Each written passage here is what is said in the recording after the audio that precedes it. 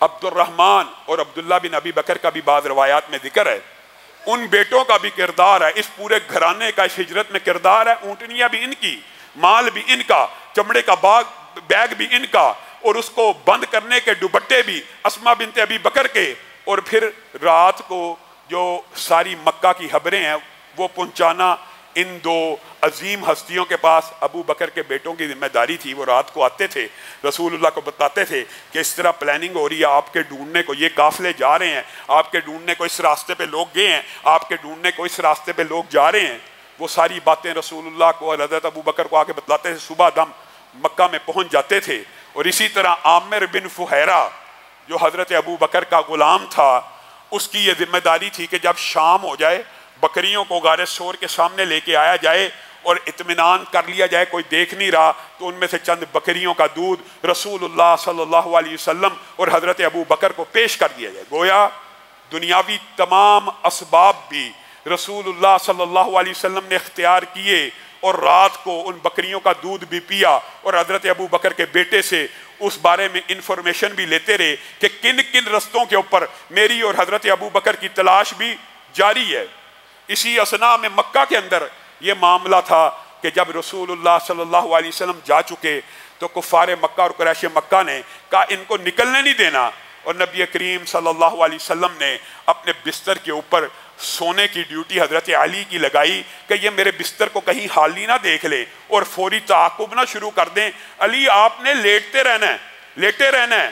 جب تک آپ مکہ کے شہریوں کو ان کی ساری امانتیں واپس نہیں کر دیتے۔ آپ بتائیے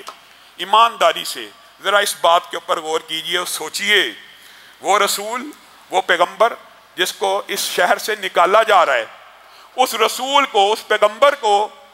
سب سے زیادہ فکر یہ ہے کہ ان کی بعض امانتیں میرے پاس ہیں اور کسی کی کوئی امانت میں ساتھ لے کے نہ چلا جاؤں یا بغیر لٹائے نہ چلا جاؤں۔ علی ایک ایک بندے سے پوچھی کسی کا کوئی چیز میں نے واپس تو نہیں کرنی۔ کس کو کہہ رہے ہیں؟ کفار مکہ کو، قریش مکہ کو۔ آج ہمارے سے کوئی تھوڑا سا فراڈ لگا لے،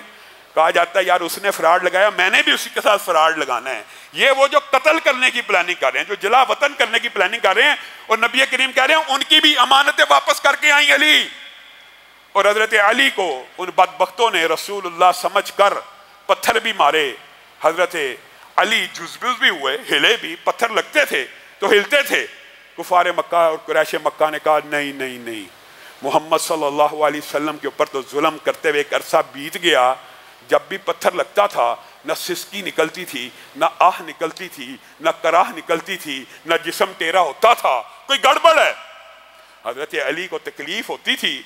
تکلیف تو رسول اللہ کو بھی ہوئی ہوگی، لیکن ان کا صبر اور استقامت اس قدر زیادہ تھا کہ قریش مکہ نے کبھی ان کو چارپائی کے اوپر پتھر کھاتے ہوئے کروٹ لیتے ہوئے نہیں تھا دیکھا، آہ اور سسکی نکالتے ہوئے نہیں تھا دیکھا۔ آج دیکھا پتھر لگ رہے ہیں،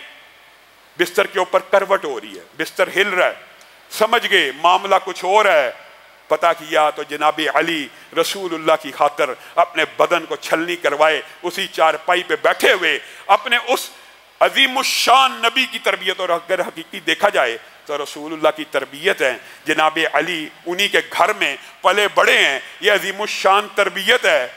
کہ اگر نبی کہہ کے گئے ہیں میرے بستر کے اوپر سونا ہے اور بیٹے کو پتہ بھی ہو، اور پتہ بھی ہو تربیت جس کی گئی ہے، پتھر لگنے ہیں، تکلیف پہنچنی ہے، وہ بھی اعزاز سمجھ کے بستر کے اوپر لیٹا ہوا ہے، اور تمام تر امانتوں کو واپس کرنے کا ارادہ کر کے بستر کے اوپر لیٹا ہوا ہے۔